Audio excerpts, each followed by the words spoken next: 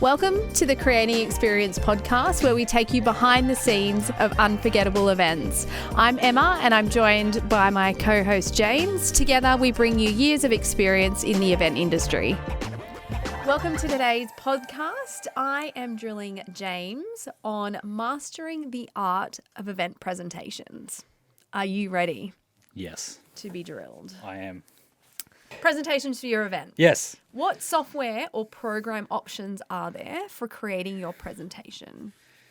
So the most common one would be PowerPoint. Mm-hmm. Everyone's probably used it.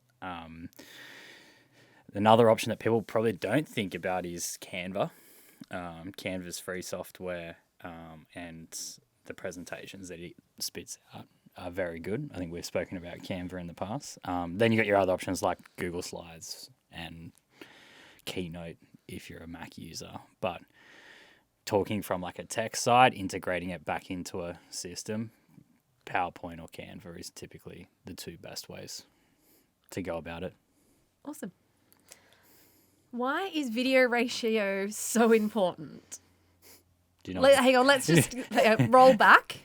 What is video ratio? What are we talking about? Video ratio is like, or presentation ratio is the size that your presentation's made at. So PowerPoint has two options. There's 16:9 and there's 4:3 ratio.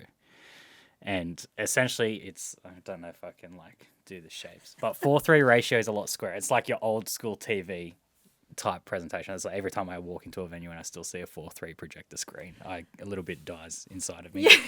I was going to say, should PowerPoint really take off 4:3 ratio? But well, I think it should just remove it. But I know some organizations that still have it set as their default template size organization wide, and it's just most screens these days are now 16:9. And what will happen is if you don't have that ratio right, two things will happen. You'll have blank screen space either side of your presentation, or some people try to get PowerPoint to magically resize it to 16:9 and it will throw out all the ratios. So you want 16:9 presentation, which is, and then if you were to do Canva already has a 16:9 presentation template, or you can do what's called the pixel sizing, which would be 1920 by 1080. That gives you that 16:9 ratio. It can get squished and made bigger. Now you're getting technical. But that's probably more super technical. To be honest, as long as you make it 16:9, you'll be sweet. And portrait or landscape? Most of the time landscape, but what we are starting to see, and we've had some clients ask us to quote this for jobs, is that portrait's becoming a bit of a trend because everyone consumes content on their phone. Yeah. Portrait. Yeah. So it's more, that's probably where you've really got to speak to whoever is doing the production side of things, which sometimes, knowing your production specs before you even build the content is really important. Because then we obviously then also have more complex scenarios where we might have a super wide screen, and the content might need to be made completely different or to that custom size in itself. So video ratio is really important. 16:9 landscape is the best place to start. There you go. And there's also a blog on our website called 11 Ways to Ruin Your Presentation Engagement, and it has those screen sizes on there. So the ones that you're referring to. So if you want to go check out our blogs, it's there. Just go back to my notes. All right. Best way to handle videos in your presentation. Yes. So download the video file and have it as there's two things. Either have it as a separate file to give if you've got an actual production team. So you can do it that way. Yeah. Download the file, have it as a separate file for the production team that is, able to, then they can switch using a vision switcher, or embed it in your PowerPoint presentation. Do not put the hyperlink in the presentation to click on it to open up the web browser, because it's just there's so many things wrong. It's clunky. The internet could be rubbish. That's what I was going to say. Internet plays a huge part in that. Yeah, it's just It's not hard, and there's some. If you have to do it regularly, there's some really good software downloaders that you can actually download the video files off things like YouTube and stuff like that.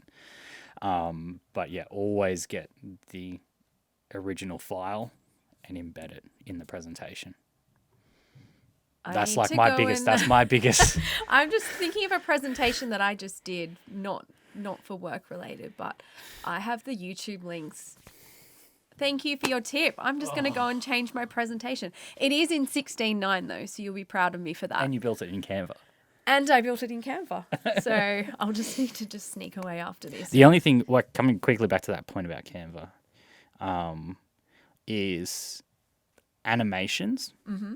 So typically from a tech side, when that presentation gets played, we won't play it out of Canva. Yes. Because Canva has its own presentation mode, which is very good for solo consumer level use. It is horrible at the tech side. Yep. So what we're typically trying to do is download a picture file of that slide. So if you've got animations, you probably just need to think about how you build that, or if you want staggered bits of content to reveal on that slide rather than doing it in an animation click sequence. You might have that slide 3 times and the extra bit of information adds. That's a good But tip. because that way then we can throw it into something like ProPresenter or even back into PowerPoint is what some people will do. And it's just much more user friendly because it's not then web based. It's actually on the machine. We try to these days we take internet out of it as much as possible. Definitely. Because if the internet goes down, your presentation stops. Yep. All right. How to prepare for your presentation on event day? Practice. Go through your slides. It's like learning your instrument, planning for a song. Practice. It's amazing how many people don't do that. Really? Yeah, and the biggest thing is when someone rocks up and goes, I just need to make a last minute change to my PowerPoint, or you haven't got the presentation till 9 o'clock that morning because they were finishing it off the night before. Like, it's kind of like that whole thing where they just leave stuff to the last minute. I mean, we typically ask for content a week out.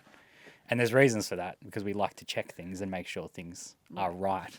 And it gives us time then to fix those things. Yep. But, if we get a presentation the morning of and it's the wrong file, so I guess the wrong video ratio, we can't do anything about it. The other thing too is the fonts. Like, Yeah, I was going to is say a that. huge thing as well. Do you want to talk about that?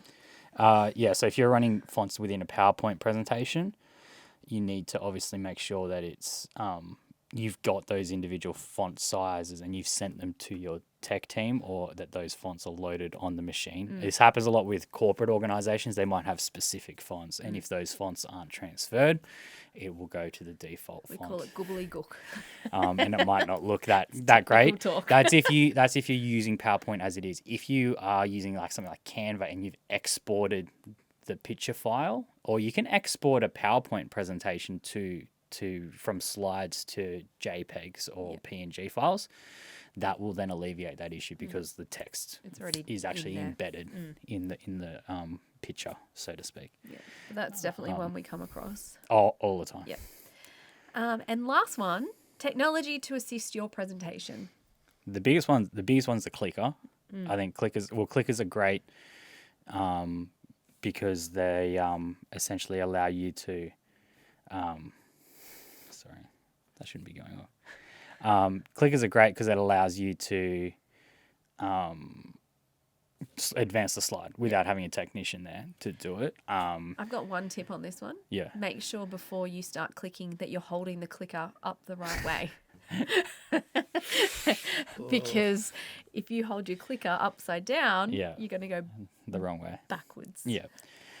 So you want to do that, and then the other thing is I like things like timer screens and a presentation screen. I think a fold back presentation monitor is like a must, particularly if the screens are behind you, because you want to be able to engage with your audience. And so if you can walk across the stage with your headset microphone on, and you can look at your slides in front of you, then look up at your audience. You're not constantly turning your back and looking at the back and explaining it like this, because you're talking to the back wall instead of talking to your audience. Yeah, definitely.